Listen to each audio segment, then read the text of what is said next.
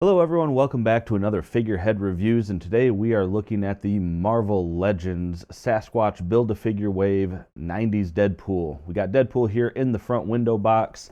You got the Deadpool logo there on the top. We have some artwork there on the side of Deadpool, same thing on the other side. On the back side here we have a product shot as well as all the remaining figures in the wave needed to build the Sasquatch Build-A-Figure. And up here we do have the read-up. Strong, sassy, looks amazing in spandex. You could say he's the total package. And on the bottom we have a lot of legal stuff as well as the UPC code for those of you that want to go and hunt him out. But let's take a look at Deadpool out of the package. And here is Deadpool out of the packaging, and yeah, cool figure. I mean, he's got a nice body mold there. I believe that is the Spider-Man 2099 mold that they've reused, the all different Spider-Man 2099 mold. They've made some changes to kind of basically make him like he was when he first was introduced there, which he wasn't the comedic fourth wall breaking character that we knew or that we know now. And instead, he was, an assassin, and very much the core of his story. The Weapon X program and all that good stuff. But yeah, this is a cool figure, great addition. I'm loving that they did some more just 90s stuff. Especially with the more 90s version of Cable and some of the X-Force stuff that we're getting. So yeah, really happy overall. I got a few complaints about this figure that I'll go over when we get into some of the detail.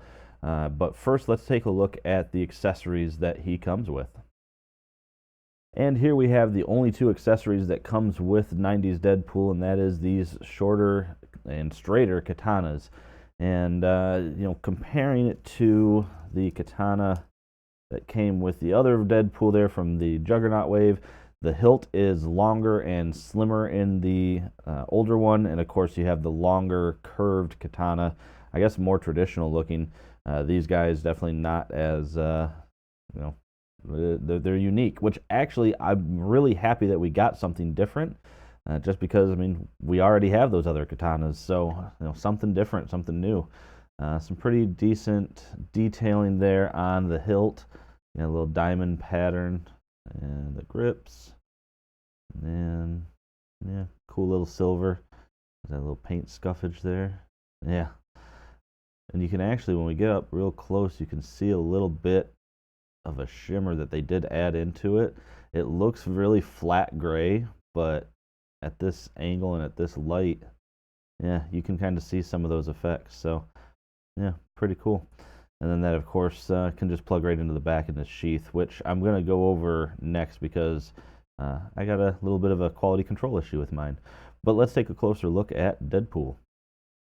And taking a better look here at Deadpool, if we bring in on the face, really cool sculpt work there.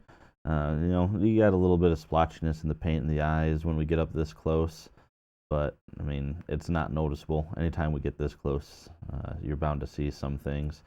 Looking around the figure, ear sculpt, pretty cool. It's got the smooth head. It doesn't have that little, that little hood nub in the back, so it is completely smooth, nothing on his back there. And again, you got the ears sculpted in, and yeah, pretty cool.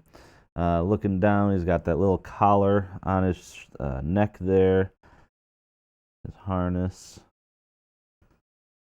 Yeah, a little bit of flashing and paint, the red seeping through.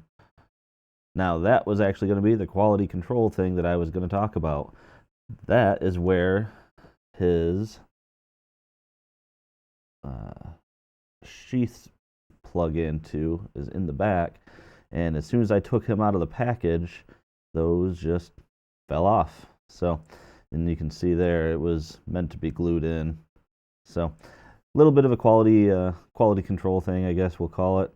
But, I mean, that's nothing that a dab of super glue won't fix, so I'm not really worried about that. But I figured for the sake of showing off this paint and such, we'll just kind of leave it off for a minute so we can get a better look.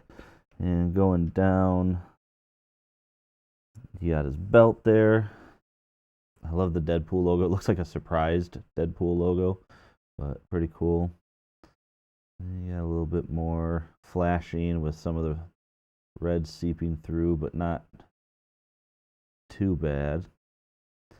Notice when you do get down a little bit lower on his hips there, you can see right there on his hips on the left and right side, you got, again, some splotchiness on the paint, but yeah, a little bit there on the leg as well.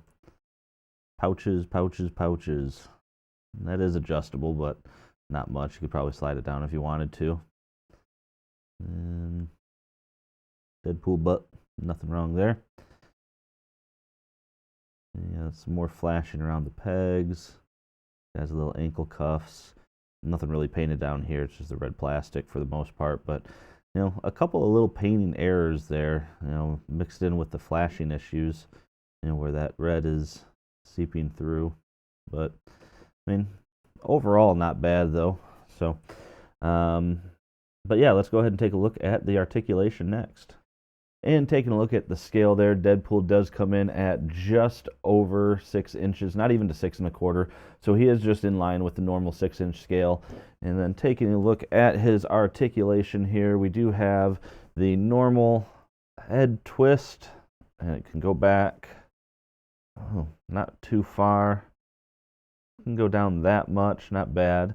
Looking at his arms, you do get 90 degrees out of them, bicep swivel.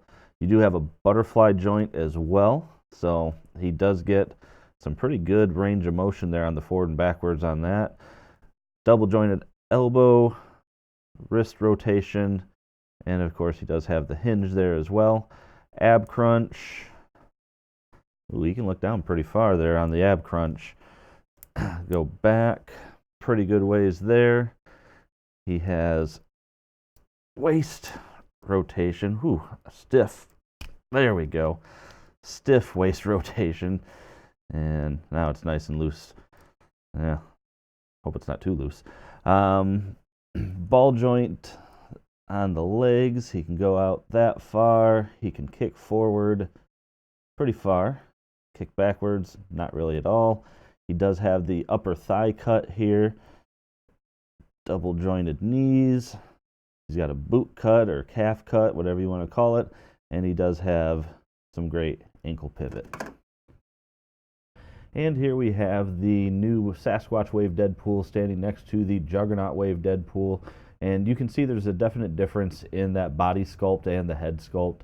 And yeah, I mean, they're both great in their own respect. The modern look of the Juggernaut Wave and the 90s look of the Sasquatch Wave, I think, is a great addition to any collection. And here we have Deadpool standing next to the other figures from this wave that I've already reviewed. We have Deathlock on the left and Cable on the right. And that about does it on this review, guys. And overall, I think this is a very good figure. A great addition to anybody looking to get their X-Force or X-Men collection up, especially if you didn't manage to get that Juggernaut Wave Deadpool. So this is a good addition. I love the additional posing that we get compared to that Juggernaut Wave Deadpool with the butterfly joints on the arms. Articulation is solid. There are some small paint issues that I had, but again, you know, at the $20 price point with these figures, that's kind of to be expected. And honestly, from a distance, you can't even notice them until you're actually up close and looking at them. And then, of course, the super glue that I'm going to have to apply there to the back sheaths to make sure that those stay on there. But other than that, this is a great figure, and again, good addition. So guys, leave a comment down below. Let me know what you think of this figure. Let me know what you think of the review. Hit that subscribe button. Let me know how I'm doing. And as always, have a great day.